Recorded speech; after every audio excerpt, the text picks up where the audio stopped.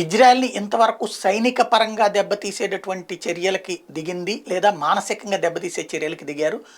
Iran అండతో ఉన్నటువంటి Hezbollah కావచ్చు, హౌతీలు కావచ్చు, లేకపోతే హమాస్ కావచ్చు.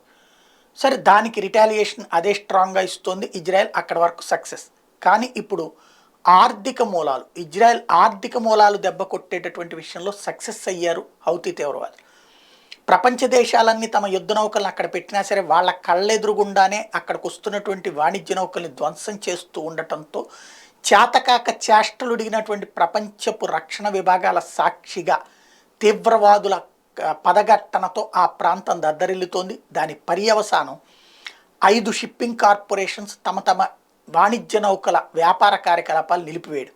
అదే సందర్భంలో ఇజ్రాయెల్కి సంబంధించినటువంటి అత్యంత కీలకమైనటువంటి ఎయిలెట్ పోర్ట్ ఏదైతే ఉందో అక్కడ ఉన్నటువంటి షిప్ యార్డు, దానికి ఒక్కసారిగా వాణిజ్య నౌకలు రాకపోక ఆగిపోయింది.